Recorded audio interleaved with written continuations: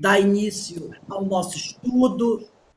Nesse horário, nós temos o nosso estudo, é um resumo da história do povo hebreu. Então, nós paramos nossos estudos no dia 18 de dezembro e estávamos falando de Moisés, justamente quando Moisés retorna do seu exílio, né? Retorna do seu exílio e ele se depara com toda aquela situação em que se encontra o povo hebreu e ele reencontra o irmão Arão, grande companheiro de jornada de Moisés, inclusive ele é o companheiro que ele pede ao Senhor se o Senhor poderia deixar alguém ao lado dele. E o Senhor indica o irmão Arão. E nós vamos perceber como Arão vai participar da vida, né? Junto com Moisés nesse trabalho.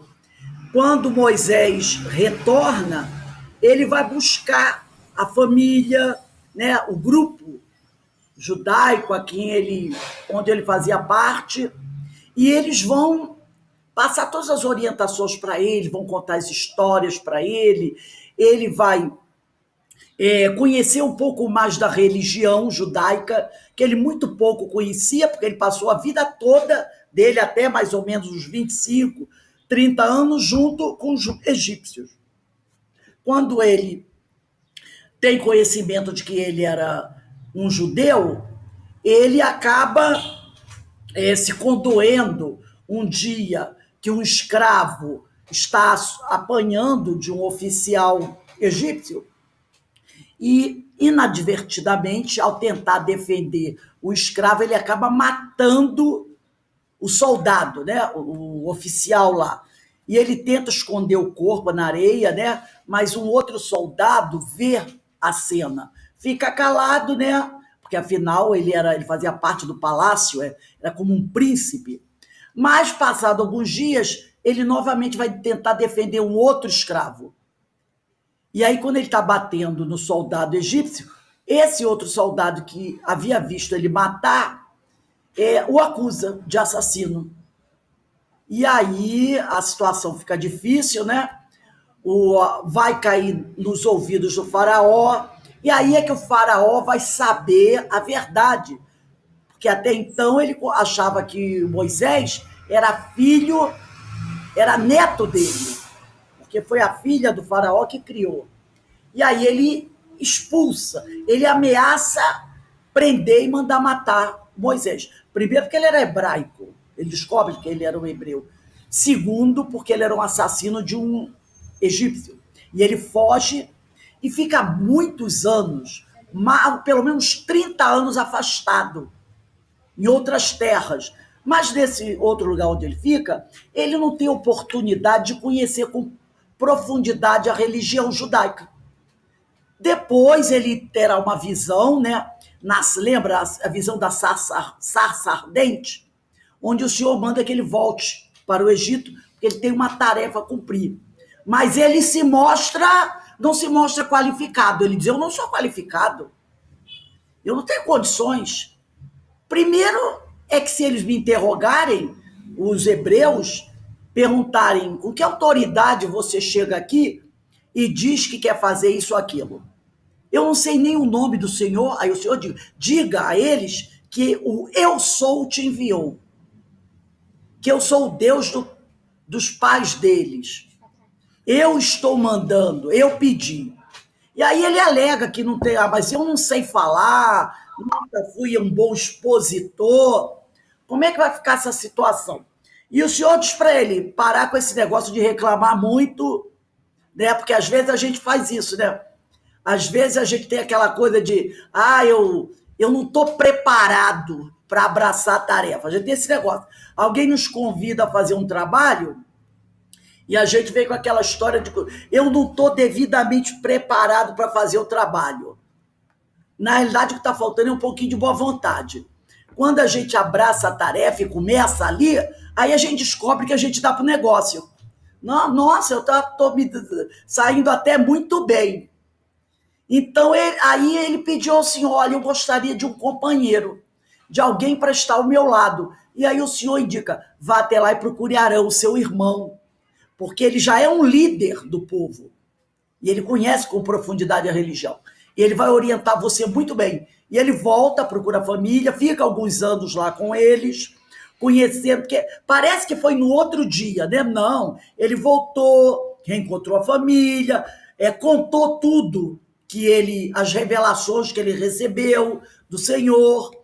Aí o pessoal teve um tempo para acreditar. Aí o irmão dele, que já tinha sido preparado, o ajudou, o instruiu, até que um dia eles decidiram conversar com o faraó e pedir ao faraó que deixasse que o povo hebreu retornasse para casa. E ele já chega lá marca uma entrevista com o faraó, e era comum o faraó conceder entrevistas para as pessoas que pedissem. E ele vai com o irmão e ele pede, ele simplesmente diz assim para o faraó, aí eu queria que o senhor libertasse o meu povo, porque o meu senhor quer que nós façamos uma festa para ele no deserto. Aí o faraó achou assim muita cara de pau, né? Como? Você quer que eu liberte o povo hebreu para ir fazer uma festa no deserto para o seu Deus? Quem é o seu Deus? Quem é esse Deus para que ele venha com todo esse atrevimento? O Moisés daquela época, ele já tinha uma certa mediunidade. E ele faz lá os fenômenos, joga a vara no chão, eu esqueci agora o nome, né? O cajado dele no chão, o cajado se transforma em serpente, só que o faraó manda chamar os sacerdotes egípcios. E os sacerdotes conseguem fazer o mesmo fenômeno. Aí ele falou, seu Deus disse que você tem essa capacidade de fazer isso? Os meus sacerdotes também. Aí ele chama os sacerdotes egípcios e os sacerdotes também conseguem. Jogam a vara no chão e se transformam em cobra. É um ilusionismo, né? E aí eles vão embora. Mas depois eles retornam. E eles retornam várias vezes para conversar com o faraó. Antes das pragas realmente chegarem, foi dado uma oportunidade ao faraó, várias oportunidades ao faraó de mudar de ideia. Eles marcaram várias entrevistas do faraó, pelo menos umas 4 ou 5. E todas as vezes que eles iam procurar o faraó e falavam sobre o Senhor e que o Senhor havia pedido a liberdade do povo, o faraó negava. O faraó negava. E ia ficando cada vez mais irritado com aquilo que estava acontecendo e castigando cada vez mais o povo. Castigando cada vez mais o povo. Até que, de repente, o Senhor, né? O Yahvé, que era o Deus dos hebreus, toma uma atitude. Assim diz a história hebraica. E as 10 pragas serão lançadas. E nós estudamos aqui também que essas pragas, elas foram divididas em blocos de 3. Antes do primeiro bloco das pragas, sempre vem uma advertência para o faraó. Então, tem advertência, vem um bloco de 3 pragas. Né? Aí vem assim, outra advertência, mais um bloco de 3 pragas. Então, antes de acontecimentos nefastos, o Senhor sempre manda um alerta, tipo assim, presta atenção, a coisa não está indo bem. Ele dá o tempo para a pessoa parar, refletir, tentar mudar a caminhada. Se não faz isso, vem um problema. Depois que o problema passa, novamente vem o alerta. Presta atenção. A pessoa não se emenda. Vem outro grupo de pragas. Até que chega o momento que que Deus diz assim, ó, agora não tem mais alerta não, agora a coisa vai ficar séria. Aí seria a 10ª praga, né? Quando não adianta mais gritar, eu vou me arrepender, eu vou me arrepender. Não, agora vai enfrentar a grande dificuldade. E aí o sujeito tem que enfrentar essa grande dificuldade. Então nós vamos hoje estudar 3 ou 4 pragas. E a gente vai ver como isso agia, como essas sobre aquele grupo e as lições que nós podemos tirar desses eventos. Porque temos que lembrar, e é bom falar sobre isso, que essa saga do povo hebreu, na realidade, isso é uma grande história, tá? É uma grande história contada por Moisés e relatada através do livro do Êxodo, porque é o livro do Êxodo que traz a história das 10 pragas, porque esse compêndio, que é o Pentateuco mosaico, ele começa com a Gênese, que conta a história da formação do mundo, a história dos patriarcas. Depois vem o Êxodo, que conta essa história de Moisés, a história das 10 pragas e a saída do Egito. Depois viram outros livros, Deuteronômio, Número, Levítico, que vai falar da lei, do comportamento, como os judeus precisavam se comportar. Mas, na realidade, esses livros, eles foram escritos muitos anos depois. Né? Muitos anos depois. Alguns dizem até que não foi Moisés que escreveu, mas vamos assumir que tenha sido ele. Muitos anos depois. E por que essa história dessas pragas, eventos tão fenomenais? Para impressionar aquele povo que não era mais aquele que tinha saído do Egito. Porque quando ele começa a escrever os livros, grande parte daquele povo que saiu do Egito já tinha morrido. Era uma geração nova, que não tinha convivido no Egito, mas carregava tradições. Porque se eles viveram 400 anos no Egito, sendo que durante 200 anos eles viveram muito bem, obrigado, graças à influência de José, né? E depois, quando mudou o governo, eles caíram em desgraça, toda aquela cultura egípcia estava impregnada neles. Como é que você vai viver 400 anos dentro de um grupo e você não vai assimilar o modo de viver daquele grupo, as suas práticas, a sua cultura? Por mais que os judeus fossem separatistas, puristas, era impossível que aquele grupo não sofresse influência da cultura egípcia, daquela cultura pagã que tinham muitos e muitos e muitos deuses. Então, o que Moisés queria era, entre aspas, extirpar essa cultura estrangeira da mente, dos corações do povo hebreu.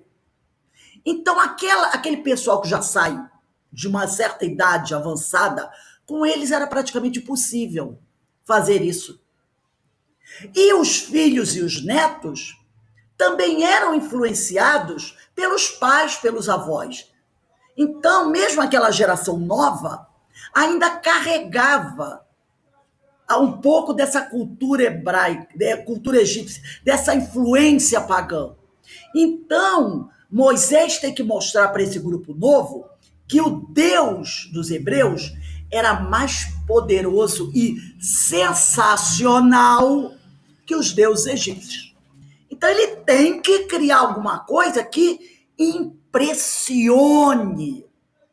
E as 10 pragas é isso aí.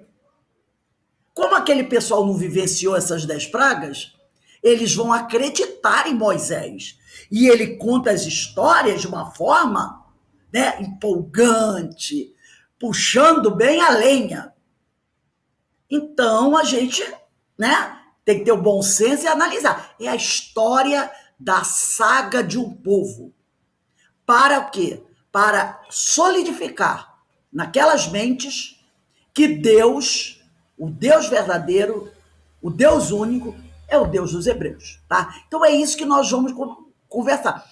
Então, a gente tem que tomar cuidado para não ficar assim, mas o vermelho do sangue era muito vermelho mesmo? Era sangue tipo AB, AB, entendeu? A gente não pode ficar preso. Que tipo de mosquito era? A gente tem que entender isso. Não é querer saber dos detalhes dos fenômenos, porque não vai dar. Não é? Então a gente tem que saber que isso é uma história, né? Uma história de ficção, criada para fortalecer a ideia daquele Deus. Então não vamos querer saber, né, esses detalhes, esses penduricalhos que não acrescentam nada. Então, passadas essas explicações, vamos a partilhar aqui o nosso ecrã. Não entendi o que você... Não estou entendendo. Escreve, por favor. Não entendi. Então, vamos lá. Eu vou aqui. Escreve. Deixa eu aqui. Vamos lá. Resumo da história do povo hebreu. Hoje é a nossa aula número 13, né? Então vamos ver o que nos espera na aula de hoje.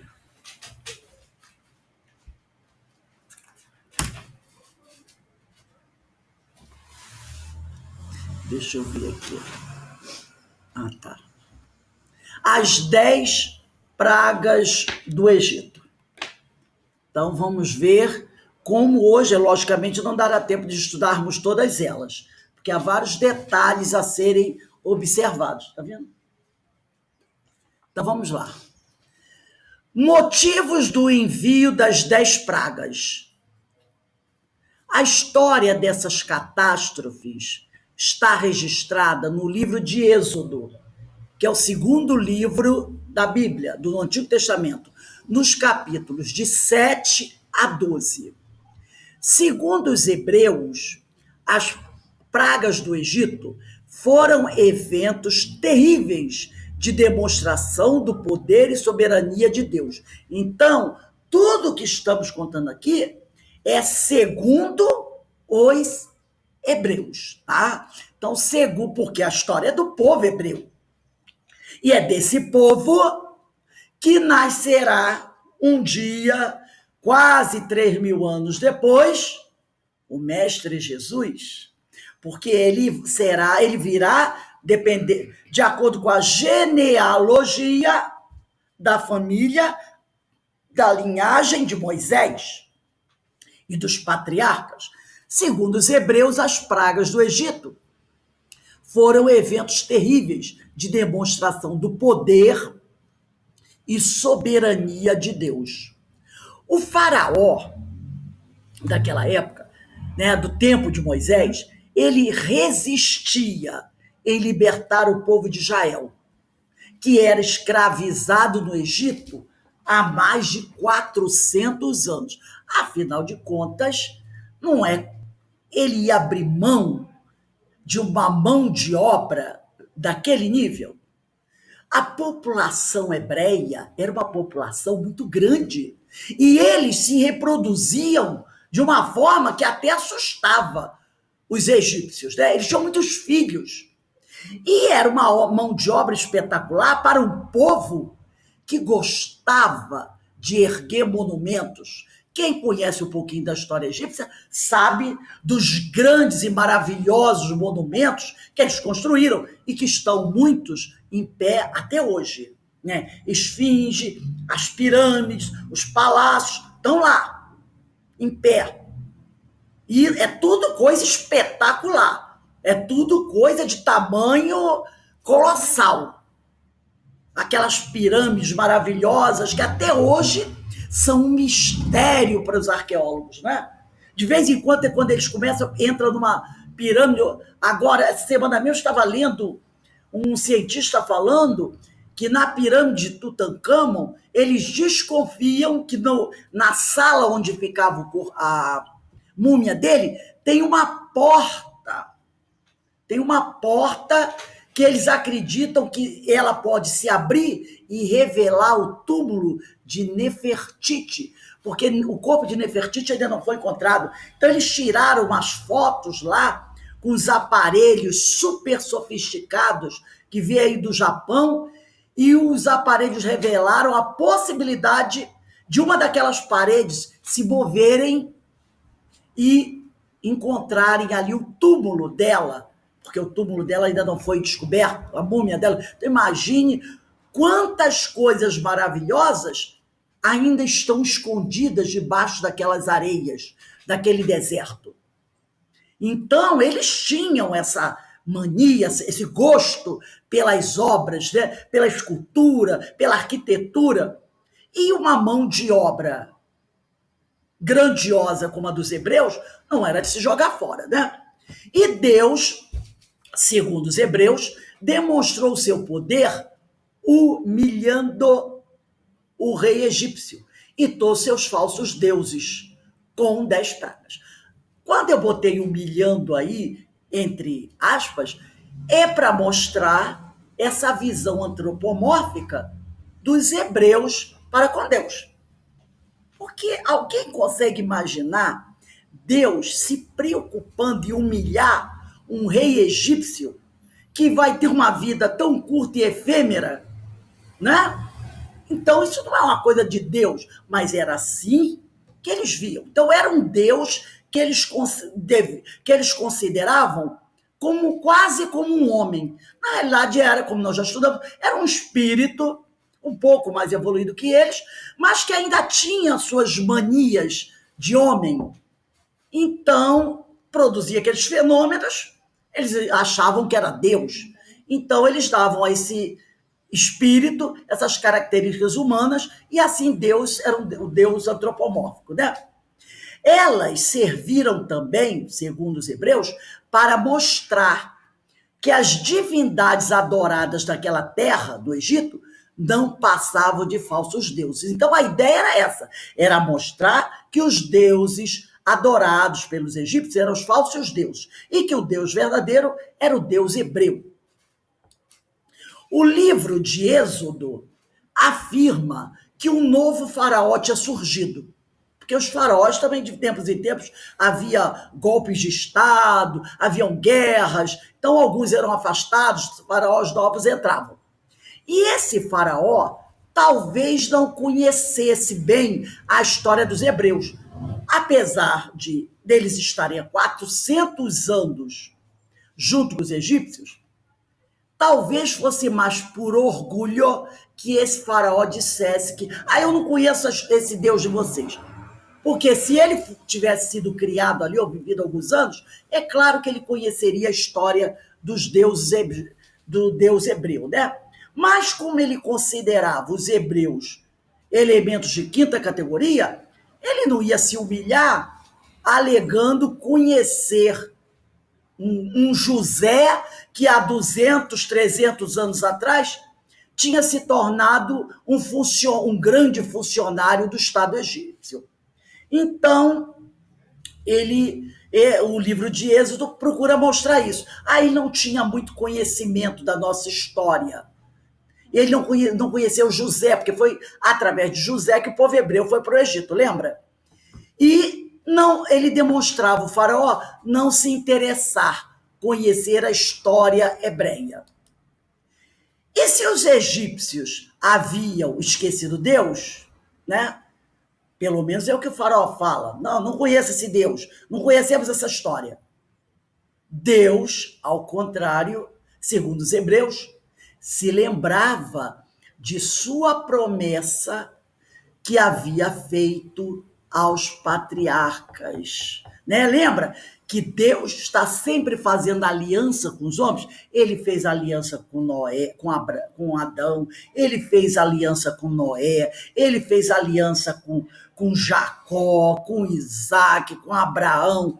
Então, os homens sempre esquecem, mas Deus não.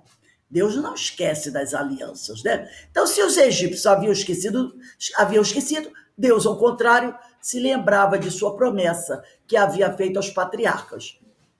E aqui em Êxodo, capítulo 6, versículo 5, está lá uma parte dessa promessa. E também tenho ouvido o gemido dos filhos de Israel, aos quais os egípcios fazem servir, e lembrei-me da minha aliança. Então o Senhor estava observando o sofrimento do seu povo. E no desenho que está ali, a história de Israel tem como marca o chamado de Deus aos patriarcas. Abraão, Isaac e Jacó, histórias que já conhecemos aqui, contribuíram para o alicerce da fé do Antigo Testamento.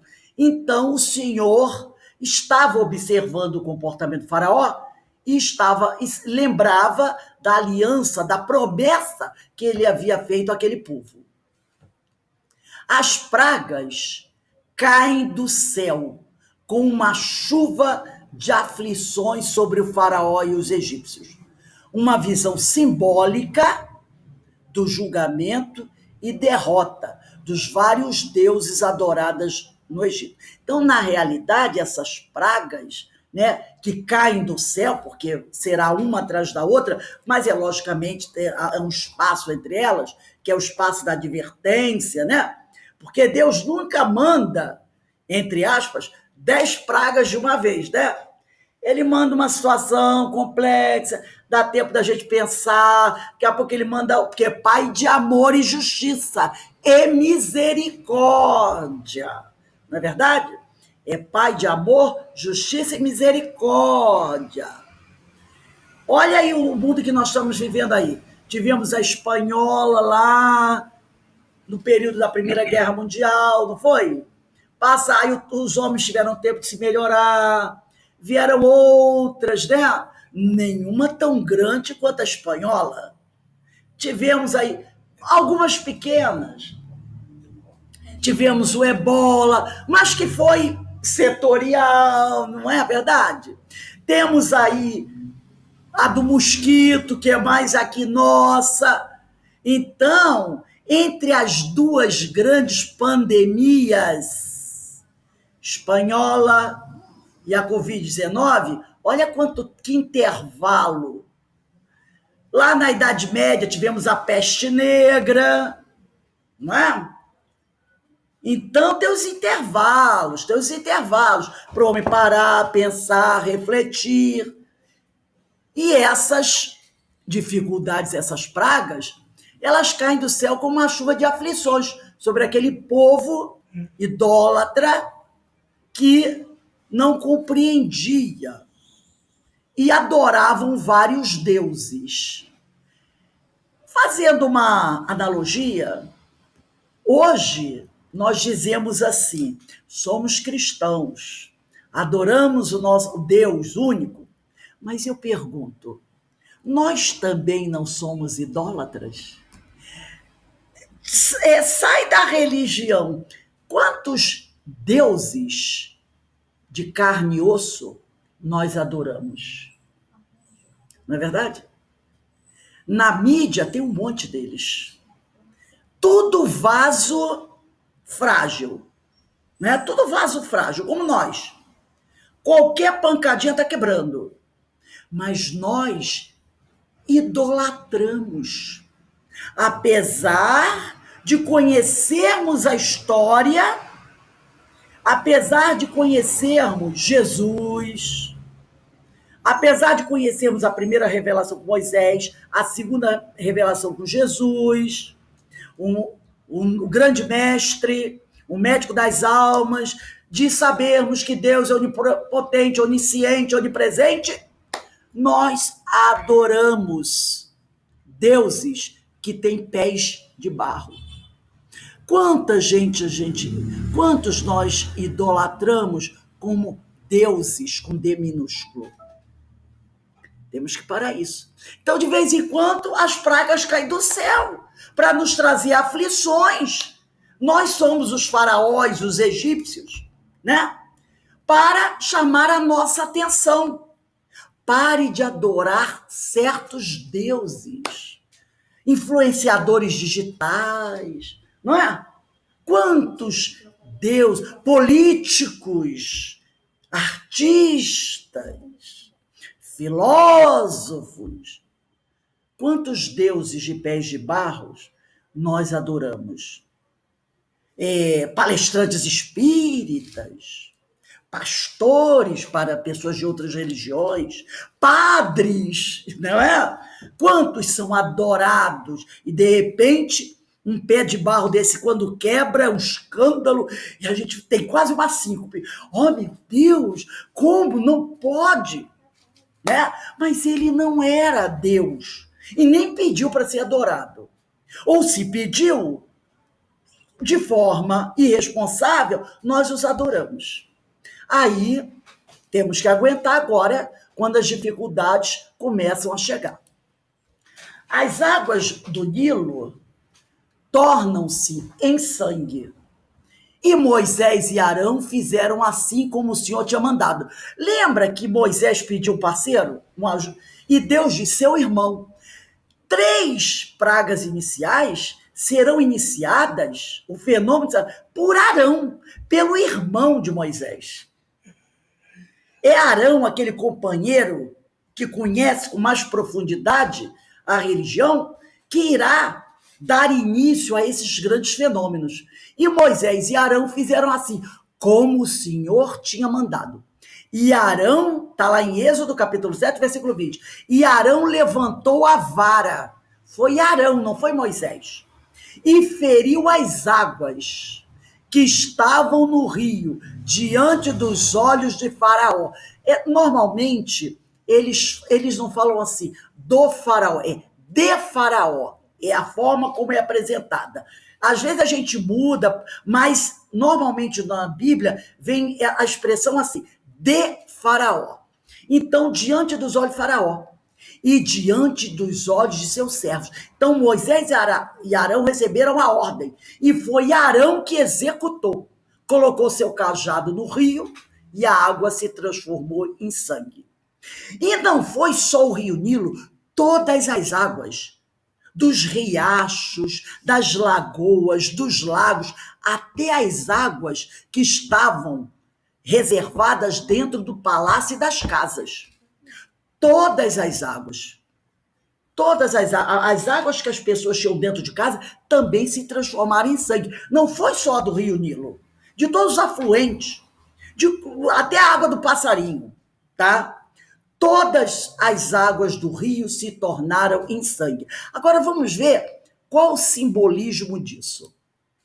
O suprimento de água de um país exerce grande influência em sua população, claro, sabemos disso.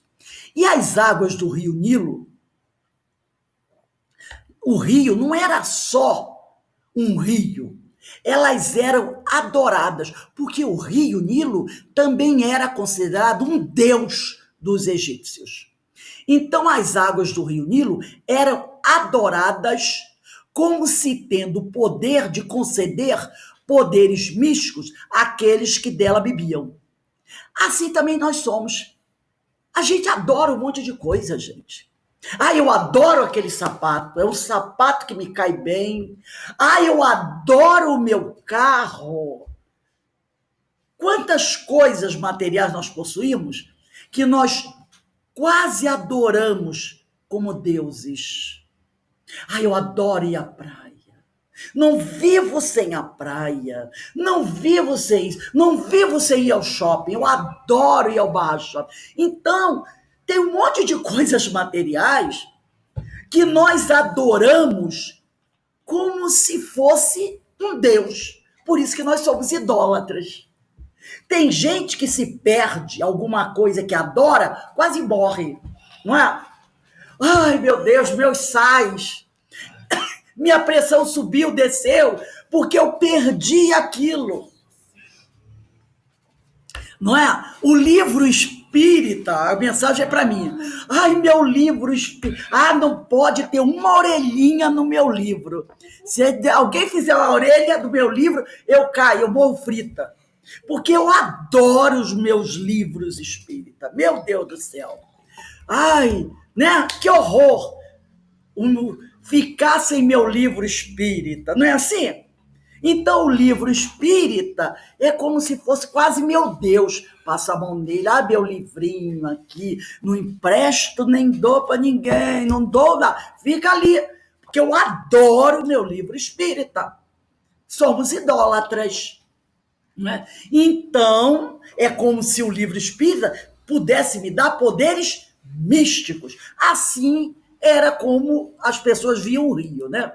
Além disso, o Nilo era considerado a representação do poder de Faraó. Durante as pragas do Egito, o Faraó era pontual em sua devoção supersticiosa ao Rio Nilo. Ele visitava o rio toda manhã para tentar ver se ele conseguia mudar o rumo daquela situação. E o visitava. Em pé na margem, louvava e agradecia a água, relatando o grande bem por ela realizado e falando sobre seu grande poder.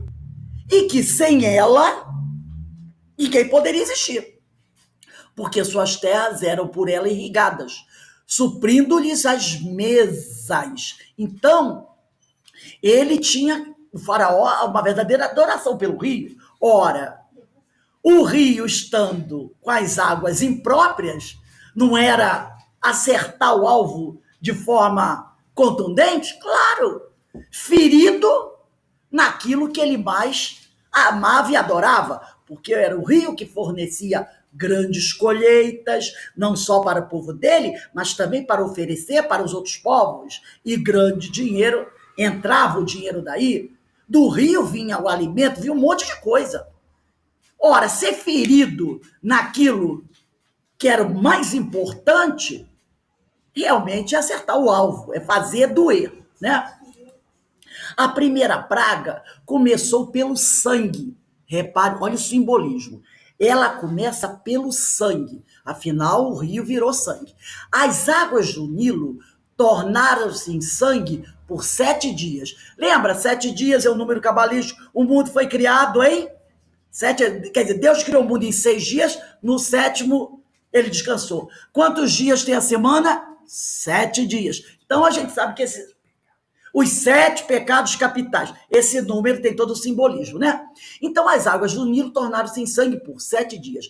A última praga, a gente está dando um salto agora, também terminou com sangue, não foi? Nos umbrais da porta dos Hebreus, que é aquela que onde morreram os primogênitos. Lembra como é que as casas foram marcadas dos hebreus? Com sangue. Eles marcaram as portas com sangue para que quando o anjo da morte passasse, a porta que tivesse pintada com sangue, o anjo da morte não entraria.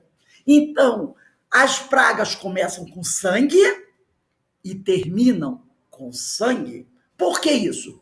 Porque para os hebreus, sangue simbolizava redenção. Como é que o homem consegue a sua redenção? Através do sangue. E a gente vai entender isso um pouquinho melhor. Olha só como tudo está encadeadinho. A redenção começou com o derramamento do sangue de um animal inocente no Éden para fazer vestimentas e cobrir a nudez do homem, cobrir o pecado. Quando Adão e Eva comem da fruta proibida, eles começam a ver tudo, toda a verdade. Aí o que eles fazem? Pegam umas folhinhas e fazem lá uma roupinha e ficam escondidos com as parreirinhas. Deus, andando pelo Éden, chama por Adão. Adão não responde. Deus insiste. Aí Adão diz: Senhor, eu estou aqui, mas eu não posso me apresentar porque eu estou nu. Aí Deus percebe que ele comeu do fruto proibido. Aí Deus, o que faz? Diz que eles vão comer do pó da terra, vão sofrer, vão ter que trabalhar para comer, tudo mais. E aí Deus disse assim, vocês não vão ficar aqui, vocês vão embora. Mas vocês não podem ir embora com a parreirinha.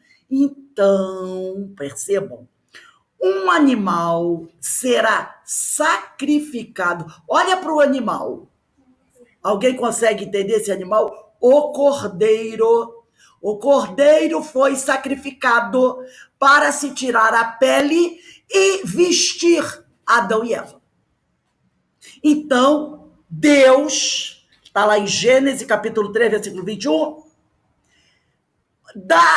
é preciso sacrificar um animal inocente para vestir o homem.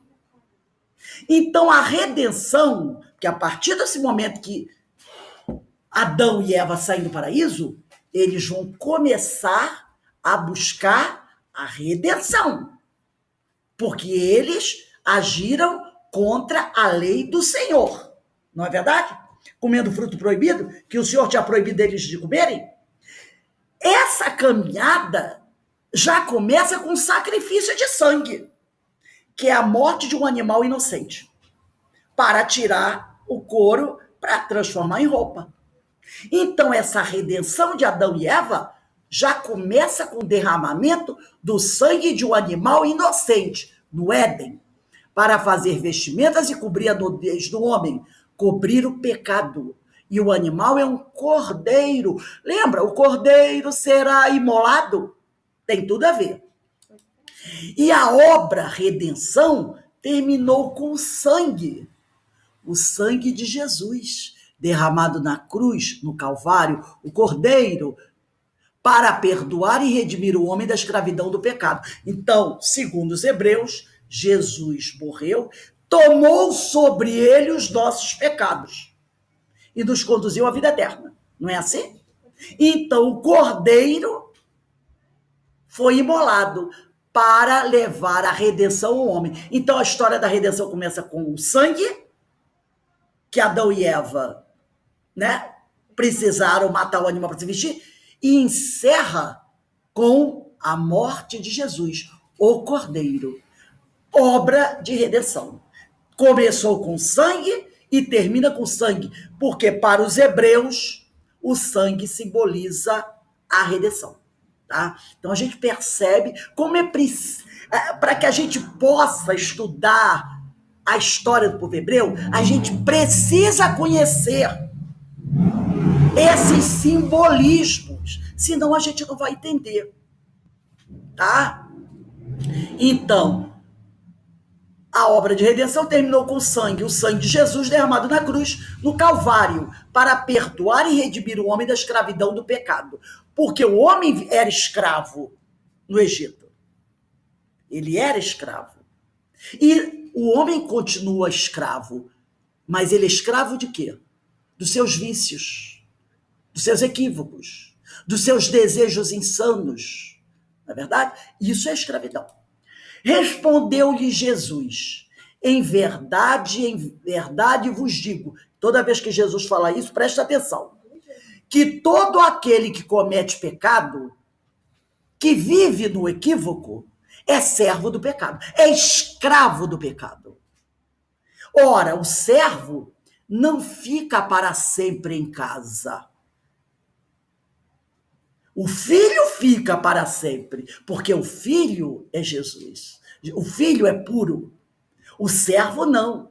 Ele tem que ir embora. Adão e Eva não foram embora para buscar a sua redenção? O filho já tem a sua redenção. Então, ora, o servo não fica para sempre em casa. O filho fica para sempre. Se, pois, o filho vos libertar, verdadeiramente sereis livres, porque nós seremos libertos através do Evangelho de Jesus. Quando nós abraçarmos os ensinos de Jesus, nós teremos a nossa redenção. Mas não é só abraçar, como nós já estudamos, é abraçar, é interiorizar, apreender e colocar em prática através das nossas ações. Aí nós seremos verdadeiramente livres, alcançaremos a redenção.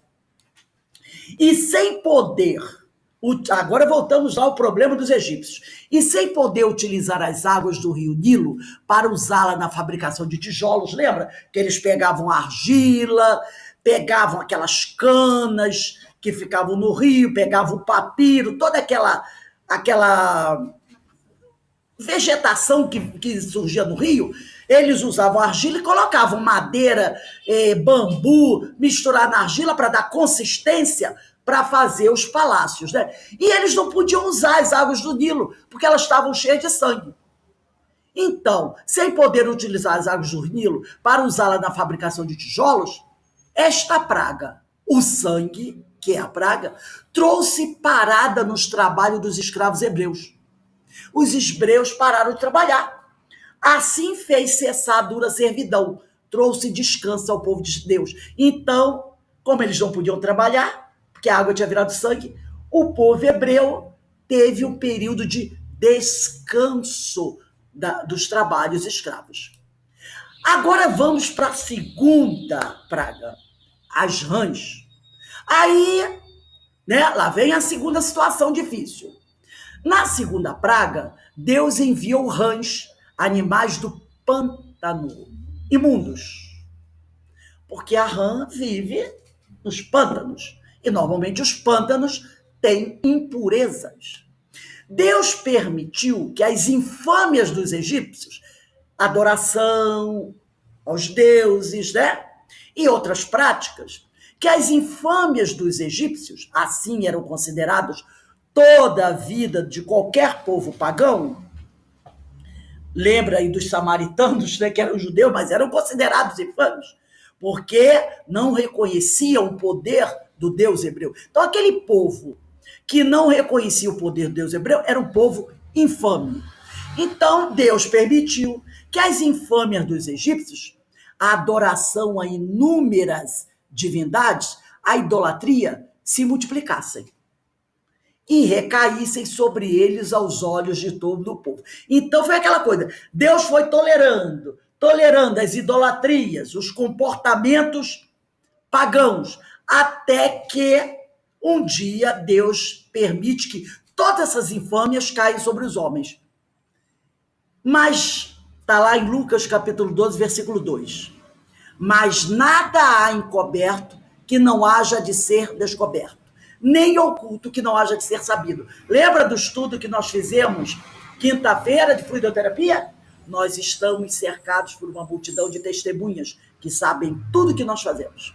Por isso Lucas diz, mas nada há encoberto que não haja de ser descoberto, nem oculto que não haja de ser sabido. Assim Arão estendeu a mão sobre as águas do Egito, e as rãs que estavam na água subiram e cobriram a terra do Egito. Está lá em Êxodo capítulo 8, versículo 6. Então Deus, aqui, reparem esse detalhe, Deus permitiu que os egípcios continuassem nas suas práticas idólatras durante muito tempo, se multiplicassem, deixassem isso crescer. Agora, um dia, tudo que estava descoberto ficou descoberto. Tudo ficou revelado. E veio tudo, caiu sobre eles, né? Tudo que eles escondiam caiu sobre eles. Piolhos, uma praga no Egito. Terceira praga, piolhos. E é realmente uma praga, né? É uma praga milenar, talvez tão velha quanto o homem. A primeira foi o rio virou sangue, a segunda foi das rãs, que vem da imundície, trazendo aqui a imundície para os homens. As rãs, elas representam essa idolatria, né, a esses deuses de barro que nós cultuamos, as práticas, as coisas que não são boas, os costumes inadequados. As rãs representam isso. E aí vem os piolhos, uma praga do Egito. Está lá em Êxodo capítulo 8, versículo 16. Então o Senhor disse a Moisés, diga a Arão, novamente, As 3 primeiras. Diga a Arão que estenda a sua vara e fira o pó da terra. E o pó se transformará em piolhos por toda a terra do Egito. Agora ele vai lançar o cajado dele na terra, no pó da terra. E o pó se transformará em piolhos por toda a terra do Egito. Vamos entender isso aqui. O que os piolhos fazem quando estão no corpo de suas vítimas? Eles sugam o sangue. Aqui vemos que o tema relacionado ao sangue é proeminente na história do Êxodo, né? Temos sempre o sangue. Vê quantas pessoas. Temos sempre o sangue envolvido nessa questão. Aqui vemos que o tema relacionado ao sangue é proeminente da história do Êxodo. Deus manda que Arão ferisse o pó da terra para que se tornassem piolhos. O tema em que o pó da terra parece estar relacionado é o próprio ser humano, em si mesmo e as suas ações. Como é que Adão foi feito? Do pó da terra, não é? Do barro, o pó da terra. Então Deus manda que Arão ferisse o pó da terra, de onde saiu o homem, para que esse pó se tornassem piolhos, né? Porque o pó da terra está relacionado ao homem, ao ser humano, porque ele, pela tradição hebraica, foi feito do pó da terra. Então, o homem que veio do pó é ferido e se transforma em piolho, no mal. Então, o pó está relacionado ao próprio ser humano em si mesmo e em suas ações. O homem e as ações do homem podem levar a trazer o mal, a proporcionar o mal à humanidade, ao outro homem. Está ligado ao piolho que surge do pó da terra, né? Eles sugam o sangue. E quantos de nós, muitas vezes, somos verdadeiros vampiros? Não somos vampiros, muitas vezes? Não sugamos, não só o sangue, com a energia, a paciência do outro. Está lá em Gênesis, capítulo 2, versículo 7. Pensamentos sujos que não são do Senhor e levam as pessoas a fazerem coisas imorais e ruins. Deus tem poder para libertar a mente do homem de todo pensamento mau e guardá-lo da imoralidade e da maldade deste mundo. Mas o homem precisa, estudamos isso, acionar a sua potência, vontade, para mudar a sua atmosfera espiritual, que é formada através dos seus sentimentos. Olha aí o piolho sugando, né? Essa praga. Deus pode libertar o homem dessa praga, mas ele jamais irá contra nosso livre-arbítrio. Então, Deus tem esse poder, mas o homem precisa compreender os ensinos do Senhor. Porque o piolho são esses pensamentos sujos que vêm dos nossos sentimentos. Esses pensamentos que não são do Senhor. Então, o piolho está ligado a esse tipo de coisa, né? Ele está ligado a essa sujeira, como as rãs também. Visto que o homem foi formado do pó da terra e que foi... olha só, a gente voltando lá na Gênesis, na formação do mundo, né? Na aliança que Deus fez, aliança adâmica, lembra? Visto que o homem foi formado do pó da terra e que foi ordenado à serpente, que ela comeria o pó da terra, lembra? Que Deus também foi falar com a serpente, quando descobriu que ela tinha induzido a Eva. Ele condenou a serpente a também comer o pó da terra. A serpente representa o mal. Está em Gênesis capítulo 3, versículo 14. Então a gente vai percebendo que a gente está em Moisés. Mas, a gente fazendo um link lá com o início da formação do homem.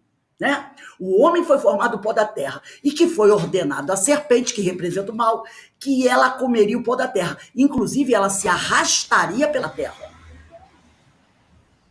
dando a entender que a serpente não era um réptil. Não é? Ela é transformada num réptil. Vai se arrastar, a mulher vai pisar na sua cabeça, tem isso, e ela vai comer o pó da terra. A serpente representa o mal. E o pó da terra representa o homem e suas más ações. Por isso o Senhor mandou que Arão cravasse o seu cajado no pó da terra, que vira o piolho.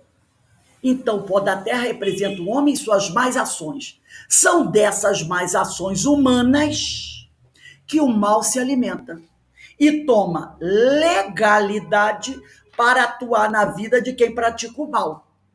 Então, é das nossas ações humanas que o mal se alimenta. Estudamos isso hoje no livro dos médiuns, não foi? O que nós estudamos no livro dos médiuns? Foi isso aí. Está lá a questão, foi a questão 244 e 245 de O Livro dos Médiuns. Essa frase aqui foi o que nós estudamos hoje no Livro dos Médiuns. Questão 244 e 245. São dessas más ações humanas que o mal se alimenta e toma legalidade. Porque se você... Tem até um gifzinho, uma mensagenzinha que eu mandei para o pessoal outro dia no WhatsApp, dizendo assim, tem uma porta estreita lá, bem estreitinha, em cima está assim, o céu. Aí a mensagem diz assim, é tipo assim, avisa o pessoal, a porta estreita não passou por reformas, ela continua estreita, tá? Então, são dessas más ações, que é a porta larga, que o mal se alimenta. Faz sintonia conosco. E aí, ele toma legalidade. Ele se considera com autoridade dada por nós para atuar na vida de quem pratica o mal. A cada um segundo as suas obras. Está lá em Mateus capítulo 16, versículos 27. Os piolhos, infelizmente, deixam ovos, não é verdade? Com que nome recebe os ovos? Lêntias, né? Toda mãe conhece isso. Os piolhos deixam ovos e esses ovos se reproduzem. É bem assim o comportamento do mal na vida do homem. O mal se reproduz de forma a infestar o coração humano de maldade. Se você não tratar, tem até o da pediculose, né? Da pediculose, meu filho, vai ser um problema. Hoje tem até remédios mais sofisticados. Naquela época, quando eu era criança, era um tal do vinagre e outras coisas mais por aí, né? Hoje tem comprimidos, remédios. Então, o tratamento tem que ser efetivo, drástico. Porque se você não tratar dele, esse mal se reproduz e pode levar a pessoa até a morte, não é verdade? Pode levar a pessoa à morte. A mesma coisa é o mal. Se você não corta, como diz o ditado popular, o mal pela raiz, ele se reproduz de forma a infestar o coração humano de maldade. E tem lá essa mensagem de Johnny Loureiro. Eu achei muito interessante. Ele diz assim, ó, não se combate o mal com o mal. O mal se combate com o bem. Ou jamais haverá verdadeiros vencedores, né? Só perdedores. Então, o mal se combate com o bem, se combate com o amor, se combate com o evangelho, né? E é o bom combate. Vamos travar o bom combate para extirparmos o mal, antes que o nosso coração fique infestado de maldade. E aí a outra, né? As moscas. E o Senhor fez assim. E vieram grandes enxames de moscas à casa de Faraó. E as casas dos seus servos, não foi só do Faraó, mas daqueles que serviam ao Faraó. Aqueles que andavam com o Faraó. Né? Vamos dizer assim, que faziam o que o Faraó mandava fazer. né? Aqueles que admiravam o que o faraó faz. Estão entendendo? E aí as moscas vêm à casa de Faraó e às casas dos seus servos. E sobre toda a terra do Egito. A terra foi corrompida destes enxames. Êxodo capítulo 8, versículo 24. Estamos fazendo aquele link, tá, gente? Os egípcios adoravam as formas e as forças da natureza. E seus deuses eram híbridos. Metade humanos, metade animais, como no caso de Horus, corpo de homem e cabeça de falcão, e Anubis, corpo de homem e cabeça de chacal. E tinham vários outros, né? Eram os deuses híbridos, metade homem, metade animal. Percebeu? Metade homem, preso, né? As coisas de uma certa transcendência, né? Porque o homem vai evoluir, mas a cabeça de animal, preso ainda às coisas selvagens. Não é isso? Metade homem que vai transcender, porque o homem é um espírito, e os egípcios sabiam disso, porque essas questões da espiritualidade eles tratavam muito bem. Mas esse espírito tinha um quê de animalidade ainda. E essa animalidade era muito forte. Então era um Deus híbrido, metade homem, era um Deus. Né? Deus, quando a gente fala em Deus, a gente pensa em coisa, né, transcendente, mas era um Deus de pés de barro, era um Deus ainda ligado à animalidade, com paixões, né? Com desejos de conquistas. Então, né, metade animais, como no caso de Horus. E continuamos aqui. Eles adoravam esses animais e os representavam em suas pinturas e esculturas, como no caso da grande esfinge egípcia, um leão com a cabeça de um homem. E quando a gente para pensar na esfinge, até hoje não se tem uma ideia de quando ela foi construída. Tudo que a gente conhece de história de Egito, a presença da esfinge já está lá. Ela é tão antiga que os próprios arqueólogos, estudiosos, eles não sabem quando ela foi construída. Ela é tão antiga que ela está incrustada na história do homem. Né? Então, eles não sabem se é 5.000, 100.000. Toda vez que eles retrocedem no tempo, a esfinge está lá. Então, eles não têm a ideia, né, de quando ela foi construída. Mas eles adoravam a esfinge, né? Então, ela tinha um corpo de animal com a cabeça de um homem. E aí nós vamos... Essa quarta praga seria, assim, uma adoração, uma punição pela adoração aos animais. Então, a quarta praga, né, porque nós tivemos a do rio, tivemos a das rãs, tivemos a dos piolhos e essa das moscas. Essa quarta praga, ela é uma praga que vem punir o homem pela adoração aos animais. Vocês gostam tanto dos animais que agora vocês serão envolvidos por eles. Isso não é um animal, isso é uma peste. Então o homem vai sofrer, porque se as rãs são ruins e se os piolhos são ruins, as moscas que vivem na podridão vão ser uma grande punição para o homem pela sua adoração aos animais. Vamos representar esses animais como tudo aquilo que nós adoramos. E quando na realidade nós sabemos, já estudamos, a única pessoa, o único ser que devemos adorar é o Senhor. Né? Nem a Jesus.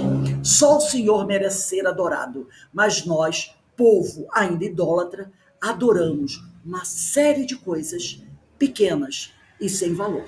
Então, o enxame de mosca é uma punição à humanidade pela adoração a esses seres menores. e um desrespeito ao Senhor.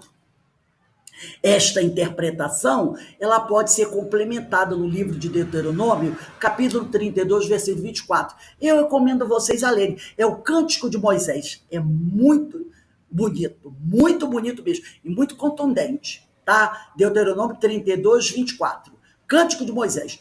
Consumidos serão de fome, porque não haverá plantações, o rio virou sangue. Comidos pela febre ardente dos piolhos, das moscas e dos sapos, né? E das rãs, e de peste amarga. Consumidos serão de fome, comidos pela febre ardente e de peste amarga. E contra eles enviarei dentes de feras, com ardente veneno de serpentes do pó. E contra esses que agirem contra a lei do Senhor, enviarei dentes de feras, com ardente veneno de serpentes do pó. Porque a serpente se arrasta no pó, comerá o pó, como foi dito lá por Deus a serpente no jardim do Éden. E naquele dia eu separarei a terra de Gozém, em que meu povo habita, que nela não haja enxames de moscas, para que saiba que eu sou o Senhor no meio desta terra. A linha de demarcação entre os egípcios e os adoradores do verdadeiro Deus veio a ficar nitidamente traçada da quarta praga em diante. A partir da quarta praga, há uma divisão, realmente, entre os egípcios e os adoradores do verdadeiro Deus. Enquanto enxames de moscões invadiam os lares dos egípcios, os israelitas, aqueles que seguiam os ensinos do Senhor, na terra de Gozém, não foram atingidos pela praga. Deus algum pôde impedi-la. Nenhum Deus de barro pôde impedi-la. As pragas, nem mesmo Pitá, criador do universo, ou Tote, senhor da magia. Bem semelhante às anteriores, a quarta praga deixou o Egito infestado de moscas. O faraó concordou em libertar o povo. Depois dessas 4 pragas, ele concordou. O Senhor foi e retirou a praga. Mas assim que percebeu que a praga havia cessado, o faraó voltou atrás na sua decisão, aprisionando o povo hebreu. Não somos assim? A praga está lastrando, estamos sofrendo. Aí o Senhor vai e alivia as nossas dores. E aí a gente dá aquela suspirada, fica tranquilo. Aí daqui a pouco olha um pouquinho para um lado, olha um pouquinho para o outro. Ninguém está olhando? Ninguém está me vendo? Eu volto a cair nos mesmos erros do passado. Foi isso que o faraó fez. A coisa ficou calma, baixou a poeira. Aí o que ele fez? Voltou às práticas antigas. Não somos assim? Às vezes a dor arrebenta com a gente. O Senhor, por piedade, alivia a dor. Tudo se acalma, passa-se um tempo. Daqui a pouco, quando a gente percebe, estamos nós repetindo os mesmos erros. E aí vem outro grupo de pragas para tentar nos despertar. Bem, meus amigos, hoje terminamos aqui, na quarta praga, né? E a gente percebe os recados, as lições, os ensinamentos que essas histórias nos trazem. Será que as 4 pragas não foram suficientes para acordar o homem? Será que nós faremos como o faraó? Tudo ficou calmo e tranquilo e a gente, né? Então, são os ensinamentos que nós vamos tirando dessas histórias, que são histórias fantásticas, mas que têm uma grande lição para nos dar. Bom? Alguém quer falar alguma coisa? Tá tudo tranquilo? Então nós vamos encerrando por aqui a nossa história de hoje. Se Deus quiser, em breve essa aula vai estar lá na nossa página no YouTube. Nós vamos dar uma paradinha aí de 10 minutinhos e aí a gente retorna para o último estudo da noite de hoje, que é o livro, estudo do livro Nosso Lar. Denise, você colocou uma mensagem aqui falando sobre Paulo aos Romanos. Você quer falar para a gente essa citação, o link que você fez aí?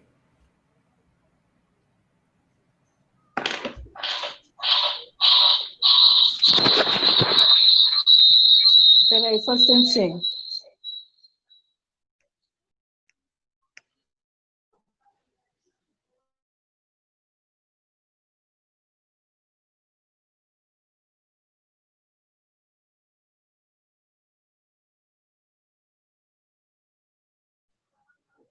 Meu notebook não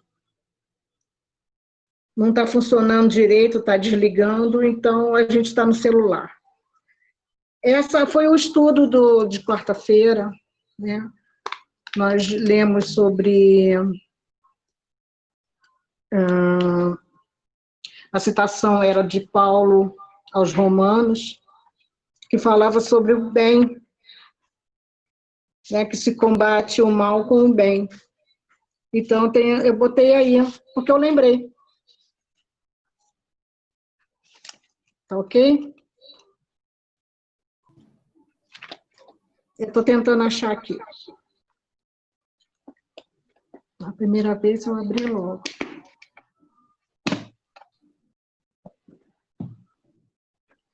Desculpa, porque eu tenho pouca prática com o Evangelho, com a Bíblia.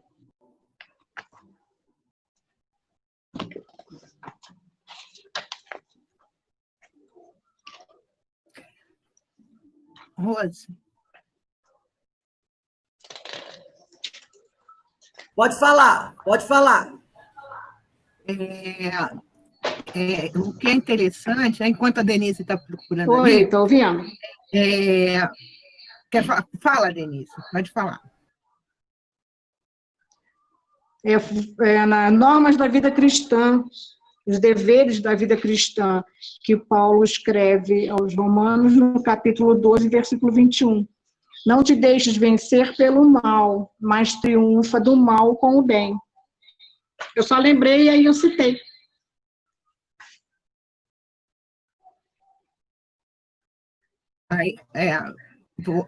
Rose, isso me faz lembrar, né, e é muito interessante a gente buscar também que essas questões das pragas do Egito, né, como você falou, são histórias, né? E muitos podem pegá-la como simbolismo. E tem um documentário muito interessante, até acho que quem dirige esse documentário, ele dirigiu, acho que 2 filmes, alguma coisa assim, falando sobre as pragas do Egito.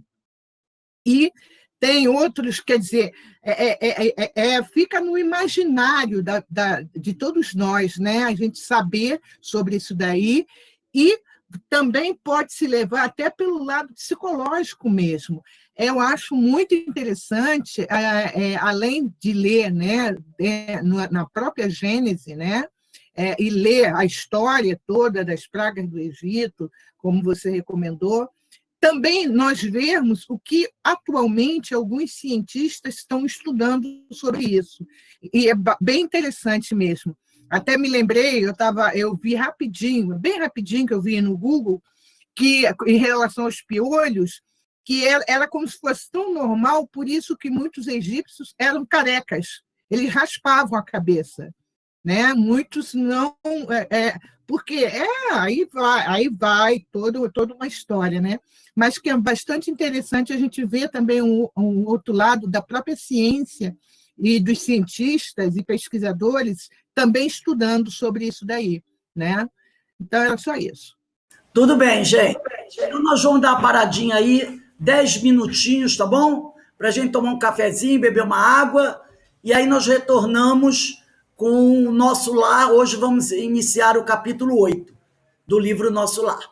Bom? Para aqueles que não vão estar conosco, um beijo no coração e um bom fim de semana. Boa noite, gente. Bom fim de semana a todos. Boa noite a todos. Beijo. Beijos.